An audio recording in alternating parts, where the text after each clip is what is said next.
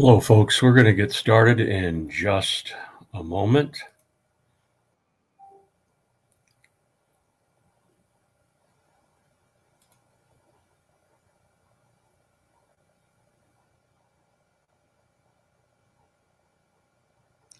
We're going to talk about Revelation chapter 7 this evening. Now that I see that this is on,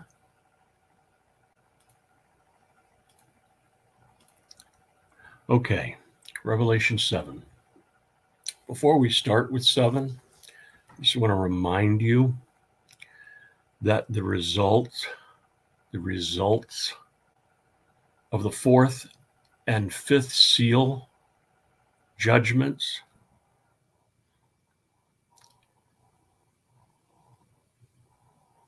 and in the trumpet judgments, which we're going to talk about then beginning next week, that half the Earth's population is no more. And as of November 15th, 2022, according to the UN, the Earth's population right now is 8 billion people.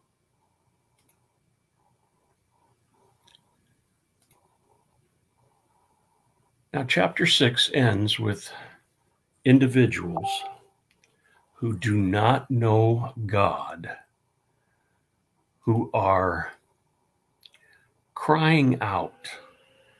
They're asking a question. They are saying,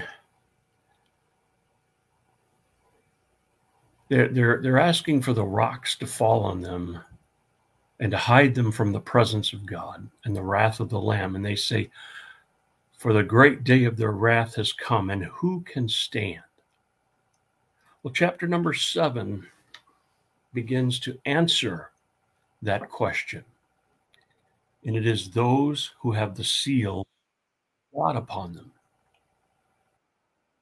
And what we find at the beginning, there are 4 angels used to keep the wind from blowing upon the earth, by another angel not to harm the earth. God's servants are sealed. There's 144,000, and they are 12,000 from each tribe of Israel. Now, what does sealed mean? I believe it is wise to think and believe that this sealing is very similar to what is in Exodus, where the blood is placed on the doorpost that sealed those inside and protected them from the death angel that killed all the firstborn in Egypt. Sealing is God's protection and ownership of the ones sealed. And I believe that these individuals, along with 2 others that come later into the scene, are the last evangelists, if I can use that term, on the earth. Now, my question about this group is, why is the tribe of Dan missing? See, the 12 tribes of Israel come from the 12 sons of Israel, or Jacob, Israel being the name that God gave Jacob in Genesis 32:28. Jacob's 12 sons were Reuben, Simeon, Levi, Judah, Dan, Naphtali, Gad, Asher, Issachar, Zebulun, Joseph, and Benjamin. And these you will find listed in Genesis 35, 23 to 26, Exodus 1 to 4, 1 Chronicles 2, 1 and 2. The progeny of those 12 sons comprised the 12 tribes of Israel, the progeny. Now, when Israel inherited the promised land under Joshua, the tribe of Levi was not given an inheritance of land because God was to be their inheritance. They were given cities throughout Israel to minister to the people. And those cities also became what are called the cities of refuge. When somebody unintentionally killed someone, they could flee to a city of refuge, but they had to stay there the rest of their life and they would not be hurt if it was unintentional, if it was something, an accident that happened. And somebody was, wanting the eye for an eye, tooth for a tooth, hand for hand, foot for foot mentality. Now, prior to Israel's death, Jacob's death, he gave Joseph a double portion by adopting Joseph's two sons, Ephraim and Manasseh, as his own. Now, hundreds of years later, after Solomon's death, Israel became divided. It became a divided nation. 10 tribes went to the north, and Dan was one of those 10 tribes. Judah and Benjamin remained in the south, where Jerusalem is located. Now, the Bible does not explicitly state why Dan is not named in Revelation 7. But the Bible does give some possibilities as to why. In Judges 18, chapter 18, verses 1 through 31, is the story of the people of Dan beginning the fall into idolatry. The Danites learned of an area inhabited by a peaceful group of people. And the Danites went in and wiped them out. Then moved their entire tribe to that region just south of what is present-day Lebanon. They established their main city and called it Dan. Now, God was not inquired about these people, and God did not authorize their destruction. Now, during this period of the divided kingdom, Dan was part of those northern 10 tribes. Now, let me just set the picture, the historical picture of what happened. Jeroboam the first, who is called Jeroboam, son of Nebat, who caused Israel to sin, he tried to take the kingdom, and it didn't work. And Rehoboam basically said some pretty dumb things. And I won't go into all the details of what he said, but it caused, Rehoboam did not listen to his older advisors,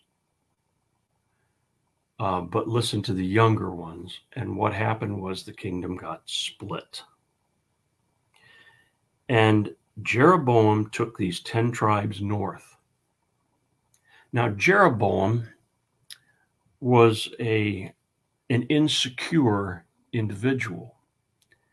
He was afraid of Israel, of these 10 northern tribes, going back to Jerusalem multiple times a year to worship God. He was afraid of that happening because he was afraid that would cause the 10 tribes that had left and went north to come back and rejoin the southern 2 tribes. And that would leave him out of a position. So when I introduced him, Scripture calls him Jeroboam, son of Nebat, who caused Israel to sin. What did he do? 1 Kings 12, 25 to 33. Jeroboam set up 2 golden calves, one in Dan, one in Bethel. Bethel means house of God. But he set up idols. And by the time of Solomon, Dan was no longer a pure tribe. They had intermarried with Phoenicians, whom God had commanded that all the people of the land be exterminated because they would turn their heart away from the Lord. And Dan had historically been embracing idolatry. They, when they destroyed this city and took it over, they wound up hiring someone's priest, and this is in the time of Judges. And, the last verse of the book of Judges is that there was no king in Israel and everyone did what was right in their own eyes. And so they took this individual and they hired him to be their priest. And this individual brought in his own idols. So Dan started off very early in their life in the land with idolatry. They ignored what God had said. Dan was once the second most populous tribe in Israel. But they lost their national identity. They intermarried. Their numbers decreased. By the time of Ezra, which is, Ezra and Moses bookend the time of Israel as a nationality. Moses with the Exodus, and Ezra right before the 400 years of silence. These are bookends of Israel's history. And by the time of Ezra, Dan was nearly wiped out. And this might be an explanation as to why Dan is not listed in the tribes of Israel in 1 Chronicles chapter numbers 4-7 and in Revelation 7. Now, let's go back to this sealing. Who can stand during the wrath of God? It says, those who are sealed with God's seal. These individuals who become missionaries or evangelists, I should say, and in chapter 7, you find that the work that they did, the work that they accomplished. Now recall another question. This is back in chapter 6, verses 9 through 11. It's during the 5th seal. The 5th seal is martyrs. And these ask, how long, O sovereign Lord, until you avenge our deaths?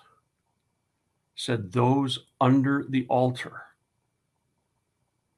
God's response was to give them white robes and tell them to wait until the completion of their number.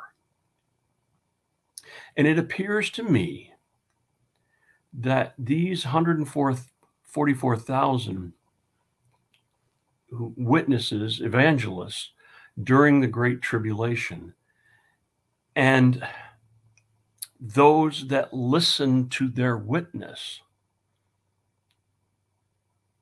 kind of what I would call the last call, in a sense, to speak for salvation. And I would add only 2 other individuals to that.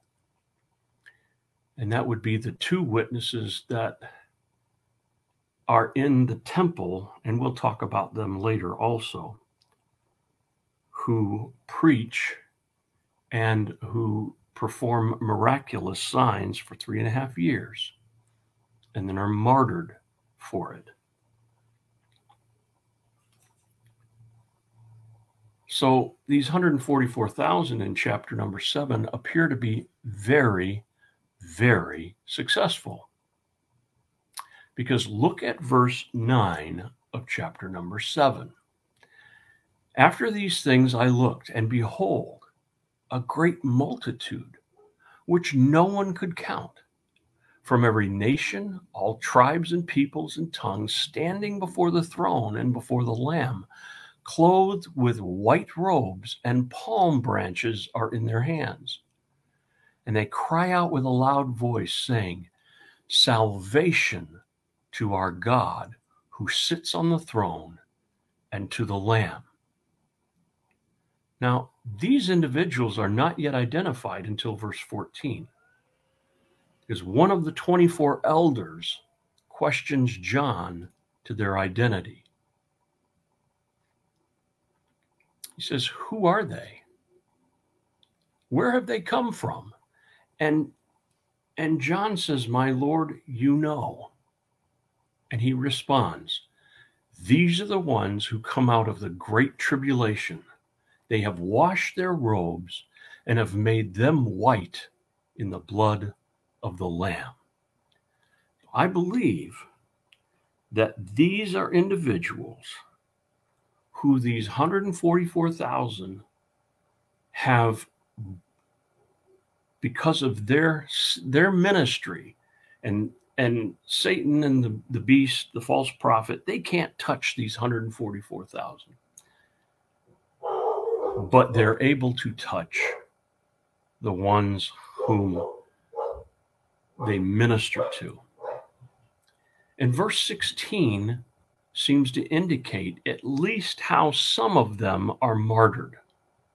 We know later, and we'll get to that later also in other lessons, that some of these were beheaded. But look again at verse 16. Let me scroll up to that in my Bible that I have online.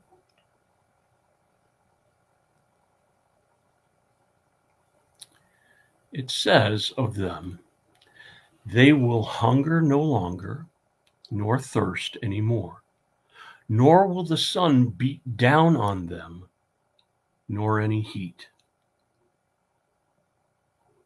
To me, that indicates how some of them died. Some of them starved to death. Some of them were thirsty. They were not able to get water. They died of thirst. Others died of exposure and heat.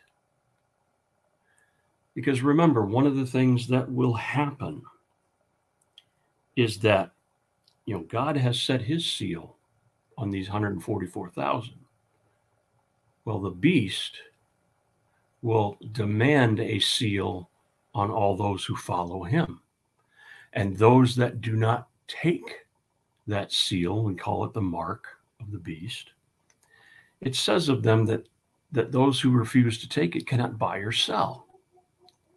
So there will be some kind of more than likely a barter system, but the beast is going to go after anybody that does not toe his line.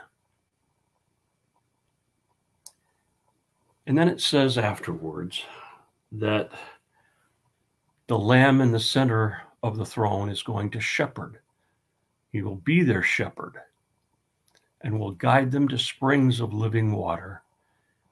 And finally, God will wipe every tear from their eyes.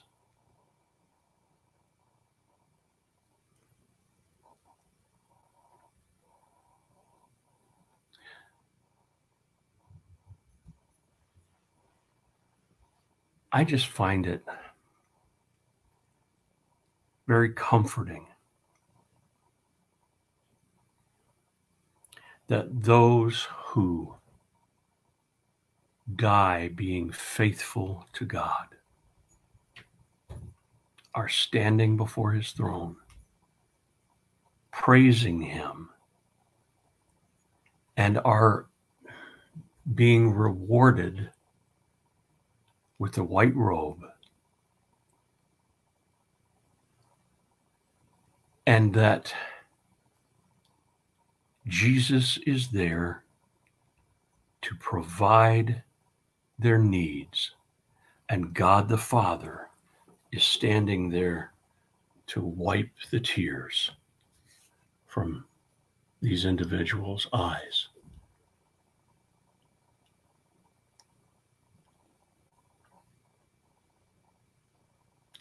I think of Stephen. Stephen gave his testimony. And one of the last things that he said was he saw Jesus standing at the right hand of God. Jesus stood up, I think, in honor of Stephen for what he was enduring and about to endure. And the last thing Stephen said was, "Do not hold this against them, Lord." And he died. He died a martyr, one of the first ones in the church. And there are many that are dying today in similar ways: hunger, thirst, exposure, having their heads cut off. And they are standing. They are taking their stand for God, no matter what anyone would do to them.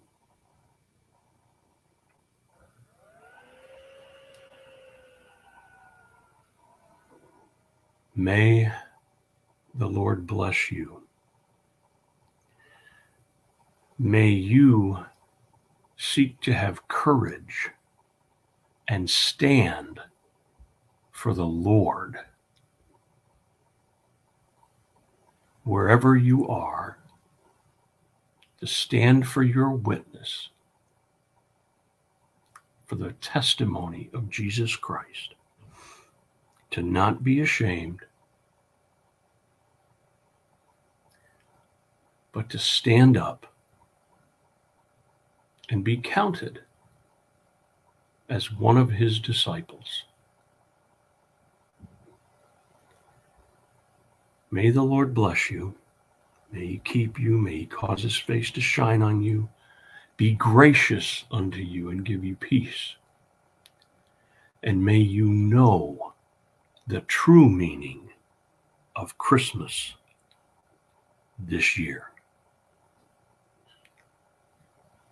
Good night. God bless.